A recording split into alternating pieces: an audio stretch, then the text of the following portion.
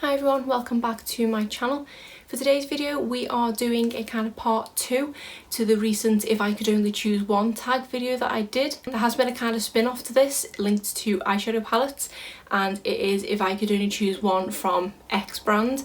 So I thought it would be quite fun to do, as I do have a couple of multiples from brands of eyeshadow palettes, and I've seen Samantha do this and also my friend Kaylee Bote do this, so I thought it would be quite fun. So let's get started. First of all, I'll start with Urban Decay, as that is the brand that I have the most eyeshadow palettes from. A lot of these brands I do only have kind of 2 or 3, but from Urban Decay I do actually have 4. So what we have are the original Naked palette, we then have the Naked Cherry palette, the Naked Heat palette, and finally the Born to Run palette. This one was a pretty easy decision. If I had to only choose one of these and give away the other 3, the one I would pick would be the Naked Cherry palette. I put off purchasing this when it first came out and actually ended up purchasing this instead, because I thought that this would have more versatility of looks rather than purchasing a kind of monochrome palette. Although I probably should have known better, because I did really like the Naked Heat palette. I was bound to like this one as well, but I just didn't think I could pull off the kinds of purple and pink hues that it contains in this one. At that time I was more into my neutrals browns with the occasional pop of colour, whereas this is, to me, all colourful. But yeah, this one was such an easy choice. I was so glad I eventually ended up purchasing this one. I've got so many go-to looks within this palette. I would say my favourite shade is probably either Bang Bang or Turn On. I do love a good shimmer shade. The mattes in here are really nice. Overall, Urban Decay formulas is one of my favourites, hence the reason why I have 4 of their eyeshadow palettes. I do prefer the Naked formula. I do think the formula in the Born to Run is slightly different. It's not by any means the worst formula I've ever tried, but just I think it is ever so slightly different. I actually do kind of regret purchasing this palette. So if I did have to rank these 4, number 1 would obviously be Cherry. I think probably then followed by the original Naked, because it's my first ever high-end eyeshadow palette. It's such an easy to work with palette with the neutrals, and it has just kind of a soft spot in my heart. It's then followed by the Naked Heat, which is obviously oranges and reddy shades. And then finally the Born to Run. I say this is probably my biggest palette regret, only because of how much I spent on it, and I just don't get an awful lot of use out of it at all. That's not what this video is about. It is about what I would pick if I could only keep one. So I say this one, really easy choice, Urban Decay Naked Cherry, and I actually can't wait to pull this one back out again. I think this is probably going to go in my everyday makeup drawer for August because I miss using it.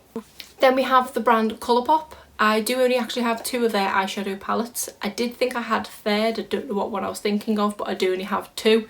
I do have a single from them, but obviously that doesn't count. If money was no object, I would own a lot more of the Colourpop eyeshadow palettes, because I think they are just so affordable and such great quality for the price you pay for them. They do have £9 palettes, which are around $12, and then the £12 palettes, which are around $16. They do have some bigger ones like the Disney collection ones, which I think are around $20, $22. But every time I look on their website, it is so hard for me to not check out with multiple eyeshadow palettes of theirs. There are so many of theirs I want to try, but I say I do only own 2. They are the Ooh La La palette and the You Had Me a Hello palette. Again, this one is relatively an easy choice. I would go with the You Had Me a Hello palette, for the sole reason that I didn't have much luck with this one. It has in a way actually put me off purchasing more of the £9 palettes that they have, because they've brought out pretty much every shade you can think of now in a monochromatic £9 palette. This one was the pink one. So as you can see, a couple of darker shades down here and quite a lot of pinks. I just didn't find that these blended as well as the other palette I'd tried. This shade here, Tickled, was the one I was looking most forward to trying, because it is a kind of duochrome one in that it is sort of pearly pink to look at, or pearly white pink to look at, but it does have kind of blue and violet shifts to it as well. But it is such a chunky shade. I get so much fallout from it, it ends up all over my face. It's so chunky with the glitter, just glitter ends up everywhere, and I don't feel like it's easy to work with and easy to blend. I've tried using it wet, dry, brush, finger, and just nothing seems to work with it. I also find that these 2 shades on the top look very similar on the eye. I don't really like the brights, and the dark colours are just okay. My favourite shade is probably this Moonstruck, which is a pale gold, but I have loads of them in my collection anyway. So again, another one that was kind of a no-brainer. You have me a hello. I knew I loved this palette anyway, but I had it in my everyday makeup drawer for July and I've been loving reaching back into it. It is such an easy palette to work with. It is a mainly neutral palette. You've got your browns, your purples and your different shades of kind of gold in it. I never struggle for inspiration when I open this. I can always think of a look. I have so many go-to looks in this palette as well. And I don't think there's a shade in here that I don't use regularly. I'm definitely getting good use out of this one and was so glad to have pulled it back in to be using on a regular basis because I do really love it. If I was to make more purchases from Colourpop, I would definitely look straight into the £12 palette rather than the £9. But yeah, definitely this one. Then we have BH Cosmetics, and again I only have 2 palettes from them, but it's still a multiple, so I'd include it. The first one I have is the Weekend Festival palette, and then I have the Royal Affair palette. When I first decided to do this video, I thought this would be an easy choice, but when it actually came down to it, because I've had this one in my everyday makeup drawer for July, it made my decision a little bit harder because I've used this one more recently, but I've also used it more than I thought I would, and it has kind of made me step outside my comfort zone. Let's talk about this one first. This is the inside of the palette, and as you can see it's quite bright. Don't actually know what possessed me to purchase it because I don't tend to go for bright shades normally. I am more of a neutrals girl with a kind of pop of colour, literally in the inner corner, and that's about it. It was on sale and I was very tempted, so I did end up buying it. Nearly regretted it, but after using it for the past month I kind of don't anymore, and I say it has made me go my comfort zone. I think I've probably used every shade in this palette over the course of the month of July, and I haven't found a dud shade in here yet. My favourite shade is probably Solstice here, which is a really nice pink shimmer shade, and this Magical Gold shade is nice as well. Yes, I have golds in my collection, but these ones are quite unique, especially this yellow gold here, which is Euphoria, which is what I've got on my lids today. And I find if you put that over a lighter shade, a lighter matte shade underneath, it really stands out. If you put it over a darker shade, which what I've done today, it comes out a really rich warm gold, true gold I would say. So this one is, I think, unique to my collection. I could be wrong, but yeah, definitely using the palette more than I thought I would. I definitely didn't think I would reach for the bright orange, and I have done again. I've got that on today somewhere in this eye look. I have really enjoyed this palette, but if it came down to it and I did have to give one of them away, it would be the festival palette. I would have to keep this Royal Affair palette because this is just so much more my comfort zone. It is more neutrals and you have still got the kind of pops of colour. This shade here, Crown, I would say is actually a mix of these 2 shades here, which is Neon and Euphoria.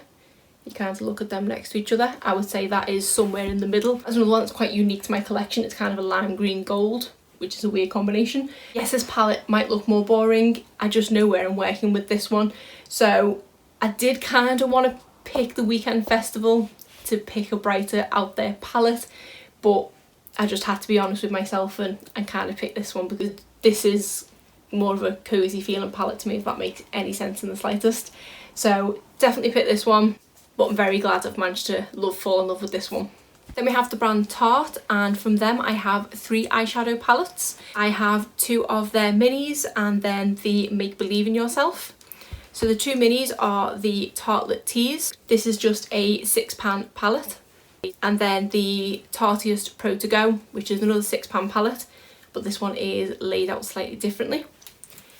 And then finally the Make Believe in Yourself, which is a predominantly shimmer metallic-y foil palette with only 1 matte up here. But this one was a bit of a tough decision because I do love all 3 of these palettes individually. This one, again, I know I love this palette, but it has been in my everyday makeup drawer for July, so I fell in love with it again that little bit more, but it's not as versatile. It's not a standalone palette. I do solely use it for the shimmer shades as all over the lid shimmer or an inner corner highlight. I can't do a complete look with this. So this one was hard because I didn't feel like it was fair to use this when an eyeshadow palette, for me to be the only one I have left, it should kind of do everything and not just be an accent palette. So that then left these 2. Looking at the colour story of both of them, they're not a world apart. Might be easier if I hold them like that actually. Yeah, so they both have a chocolate brown in them, although that one's more plummy based. They both have a kind of lighter matte brown in, but to me they do have slightly different formulas. This is obviously the Tartlet formula, which I believe is in the Tartlet and Bloom and the Toasted and things like that. And then this is the Pro formula, which is their bigger Pro palettes. I think I might have to go with the Mini Pro because the shimmers in this are just that little bit more creamy and easier to blend and that bit more pigmented as well. And especially this shade Dominate here is such a gorgeous kind of burgundy shimmer shade, which again I don't think I have much of in my collection. So I'm gonna have to go with this one, but this was not one that I'd actually decided coming into the video. All the other ones here I knew which one I was going to choose, but this one I had decided I was going to choose this, but then actually talking through them it didn't make sense to just choose an accent palette, so this one I've kind of changed my mind and I'm going to go with the Pro To Go palette. These mini palettes that Tarte have I just find are great. You can get a complete look in them because they all have a light shade, a matte transition shade and also a shimmer for all over the lid, and they're just so handy for travel. If I'm going out after work or I'm going to have to apply makeup at the end of a day or something like that where I'm going out in one set of makeup but then need to change my look in the middle of the day or something, it's one of these that I will put in my bag, and to be honest it is probably this one more often than not. So that was quite fun actually making the decision on the spot. Then we have the brand Wet n Wild. Again, this is another one I do only have 2 palettes for. The first one is the Walking on Eggshells and the second one is the Comfort Zone palette. As you can see, these are both their older formula. I've not actually tried anything in their newer formula. I have on numerous occasions gone to purchase the newer formula, but I just don't think I need them in my collection at the moment. If I ever do get any through any of my eyeshadow palettes, I would be tempted to pick them up because they aren't a bad formula. They're just not the longest lasting, which is what I kind of look for, because most of my eyeshadow looks I'm applying in the morning before going to work, doing a full day of work and coming home, and I find these don't last the longest. But if I'm going out for a meal or something and I know I'm only going to be wearing makeup for a few hours, I do reach through these quite regularly. Both of them create really nice looks. If you kind of compare them side by side, the first 3 shades in this palette here are kind of reproduced there, in slightly different shades and different finishes. This one was quite a difficult choice to make. I did immediately think I was going to go for the Walking on Eggshells because that to me is kind of a comfort one that I'll go for. I know what I can do with it. There's only 3 shades, there's not a lot of decision making involved. But when it came down to it, I think I'm going to go with the Comfort Zone palette because there are 2 shades in here that I really love. The first one being this green shade and then the second one being this, what they've called their Definer shade, because it is a duochrome. Don't get me wrong, there are a couple of shades in this palette that I don't really like that much because they have quite a lot of fallout or they are quite chunky, but I can create more looks from this, whereas this is kind of a one trick pony, is that the saying?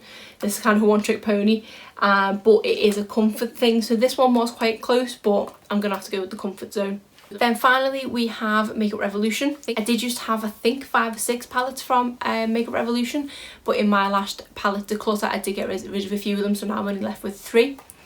The first one is the Emily Edit The Want palette. And then we have a couple from the I Heart Revolution side, and these are the Ocean's Treasure and the Heartbeats palette.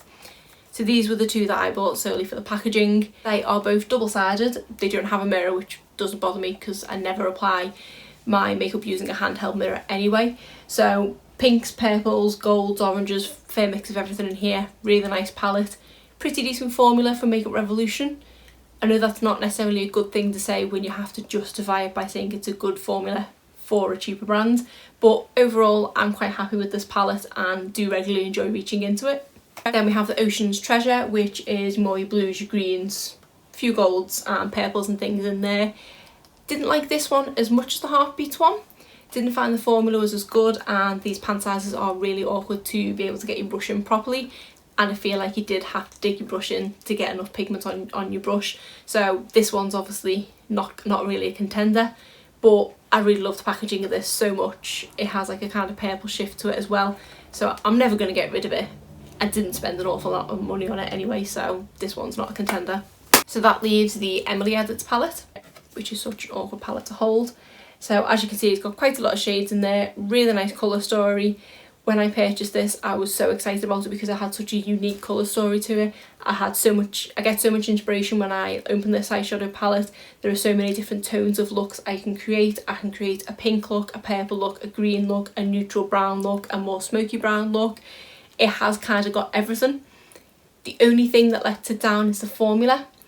This was at one time probably up there my all-time favourite palette, but I found that the formulaness has kind of deteriorated.